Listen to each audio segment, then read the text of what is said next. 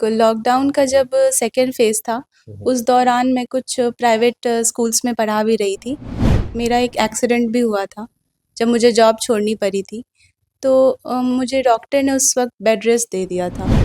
जो मेरी weak point थी उसको मैंने सोचा क्यों ना मैं इसको ही अपना मजबूत पॉइंट बनाऊँ, और उस पीरियड का मैंने इस्तेमाल किया और अपनी पूरी ऊर्जा मैंने लगा दी कि बहुत परेशान थी कि पता नहीं इस वक्त अगर नहीं हुआ तो मेरी बच्ची क्या करेगी। और नमस्कार, आज हम आपको सफलता की उस कहानी के साथ जोड़ रहे हैं जो वक्त के साथ साथ हालात को बदलता है और फिर एक दृढ़ संकल्प बन जाता है आपके सपनों की उड़ान में पंख देने वाला।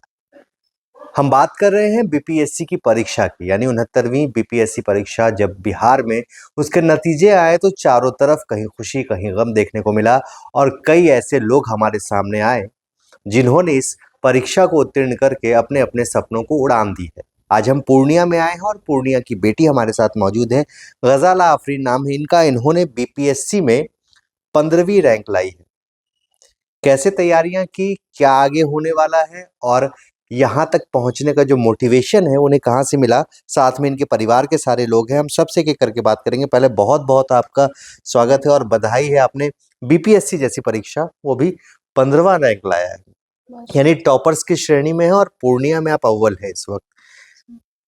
सबसे पहले तो ये बताइए खुशी कितनी हो रही है और माहौल कैसा है घर का? बहुत ही अच्छा माहौल है घर का, और हमेशा से जिस चीज़ की इच्छा थी, वो जब पूरा हो जाता है तो एक अलग ही खुशी मिलती है। और साथ-साथ जब परिवार वालों के चेहरे पे खुशी देखते हैं तो लगता है कि जो इंतज़ार किया इतने दिन, जो संघर्ष किया वो अब उसका नतीजा मिला है, तो बहुत ही अच्छा है। चलिए, यही सपना आपने कब देखा था बीपीएससी का? सपना तो ग्रेजुएशन के बाद देखा था, लेकिन जो असल तैयारी लॉकडाउन से मैंने शुरू की है, जो सीरियसली निश्चित रूप से जो लक्ष्य था उसको पाने के लिए उस दिशा में काम किया। कितनी बार अटेम्प्ट किया आपने? ये मेरा सेकेंड इंटरव्यू और थर्ड मेंस था। सेकेंड इंटरव्यू, थर्ड में से एक चीज़ बता दें कि आफरीन ने लॉकडाउन के वक्त, जब लोग पूरा देश त्रासदी में था, लॉकडाउन का वक्त था और समझ नहीं आ रहा था कि आगे ज़िंदगी कैसे होने वाली है, तब लोगों ने अपना अलग अलग विकल्प चुना था। आफरीन ने उस वक्त सिविल सर्विसेज की परीक्षा की तैयारियों को लेकर, बीपीएससी की परीक्षा की तैयारियों को लेकर तैयारियां शुरू की थी और अपना एक टारगेट सेट कर लिया था। इसी लॉकडाउन ने जो त्राहिमाम बना हुआ था आपकी ज़िंदगी में एक नई ऊर्जा दी है। जी बिल्कुल, लॉकडाउन का जब सेकेंड फेज़ था, उस दौरान मैं कुछ प्राइवेट स्कूल्स में पढ़ा भी रही थी। केंद्रीय विद्यालय में भी कॉन्ट्रैक्चुअल टीचर के रूप में मैं पढ़ा रही थी। तो उस दौरान मेरा एक एक्सीडेंट भी हुआ था, जब मुझे जॉब छोड़नी पड़ी थी। तो मुझे डॉक्टर ने उस वक़्त बेड रेस्ट दे दिया था। तो उस जो मेरी वीक पॉइंट थी उसको मैंने सोचा क्यों ना मैं इसको ही अपना मजबूत पॉइंट बनाऊँ, और उस पीरियड का मैंने इस्तेमाल किया। और पहली दफ़ा जो प्रीलिम्स में सफलता मिली थी वो 67वीं बीपीएससी के दौरान मुझे मिली थी, जब पहली बार मेंस और इंटरव्यू तक पहुँचने का मौका मिला था। लेकिन कुछ कारणों से मैं चूक गई। उसके बाद फिर 69वीं में अ, इकोनॉमिक्स मेरा ऑप्शनल रहा था, जैसा कि वित्तीय प्रशासनिक सेवा में मेरा चयन हुआ है। तो इकोनॉमिक्स जो मैंने ग्रेजुएशन में पढ़ा था, काफ़ी दिन हो गए थे उसको छोड़े हुए। तो उस तरह से मैंने फिर से उसको पढ़ा और तैयारी की, और अपनी पूरी ऊर्जा मैंने लगा दी कि इस दफ़ा तो मुझे सिलेक्शन लेना ही है। मुझे एक चीज़ जानना था, आपके घर के माहौल कैसे हैं? पिताजी आपके क्या करते हैं? कितने भाई-बहन हैं? मेरे पिताजी जो है वो उनकी घड़ी की दुकान है, और हम 4 भाई-बहन हैं। मैं सबसे बड़ी हूँ अपने घर में। मुझसे छोटे 2 भाई हैं और सबसे छोटी 1 बहन है। तो घर वालों का मुझे बहुत सपोर्ट रहा। लोग कई तरह की बातें भी बनाते थे, लेकिन मेरे घर वालों ने जो मुझे सपोर्ट किया है, वो अद्वितीय है। उनका ही हाथ है जो मैं आज आप लोगों के सामने हूँ, इस मुकाम पे पहुँची हूँ। मुझे हमेशा से एक मोटिवेशन जो मिला है अपने घर वालों से, और एक माहौल दिया इन्होंने जिसमें मुझे किसी चीज़ के बारे में सोचना नहीं पड़ता था। अपनी पढ़ाई पूरी शांतिपूर्वक कर सकी। अच्छा, ये बताइए सबसे ज़्यादा खुशी रिज़ल्ट आने के बाद किसे हुई, मम्मी को या पापा को?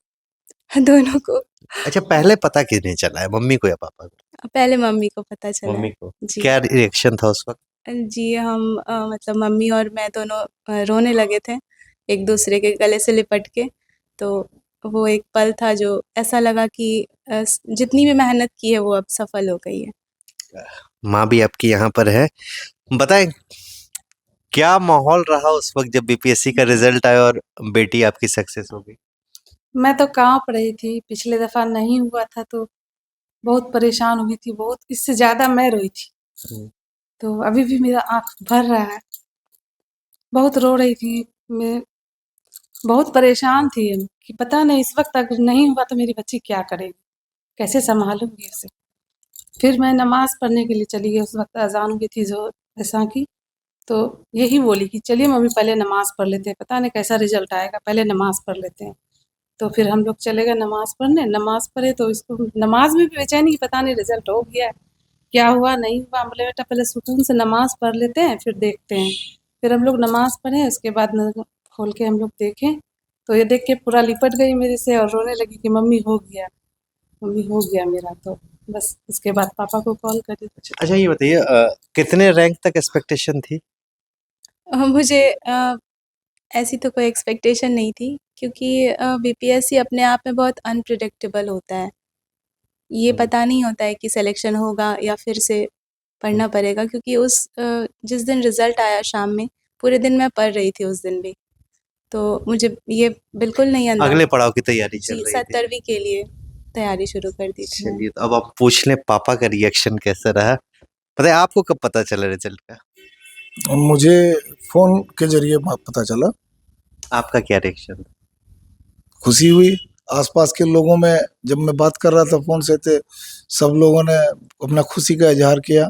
मेरे पड़ोसी दुकानदार और सभी ने कहा कि मुझे आशा थी कि इस बार आपकी लड़की मतलब आप सफल होगी। घड़ी बनाते वक्त उस समय का जो मूल्य था अब पता चला होगा आपको? बिल्कुल। है ना? ये तो हर माँ-बाप की इच्छा होती है कि मेरा बच्चा सक्सेस हो। और जब सक्सेस होता है कोई, तो आस-पड़ोस के भी लोग सक्सेस होते हैं तो खुशी होती है। पैनोरमा ग्रुप, जो सोचता है वो करता है। ये लो मुंह मीठा करो, आज मैंने अपना जॉब छोड़ दिया। अब हम पूर्णिया वापस जाएंगे। जॉब छोड़ दिया है? मतलब ये घर कैसे चलेगा? हम करेंगे क्या? और माँ बाबूजी क्या बोलेंगे? इसलिए मैं एक और मिठाई का डब्बा लाया। अपने बिजनेस के लिए लोन अप्रूव हो गया। अरे लोन अप्रूव हो गया वो तो ठीक है, लेकिन पूर्णिया में हम रहेंगे कहाँ? अपना घर भी तो नहीं है वहाँ। इसलिए तो एक और मिठाई का डब्बा अलग से लाया हूं। हमने पूर्णिया में घर ले लिया है, पूर्णिया के ई होम्स पैनोरमा में। पूर्णिया में पैनोरमा ग्रुप लेकर आए हैं ई होम्स पैनोरमा। बड़ा घर, आलीशान जिंदगी और अत्याधुनिक सुविधाओं के संग। अरे अब क्यों मुंह मीठा करवा रही हो? क्योंकि हम घर वापसी जो कर रहे हैं। घर वापसी की खुशी पूर्णिया में ई होम्स पैनोरमा के संग। E Homes Panorama, luxurious lifestyle redefined. Bharatiya Janata party का सदस्य बनने के लिए 8800002024 पर मिस्ड कॉल करें। निवेदक भारतीय जनता पार्टी बिहार।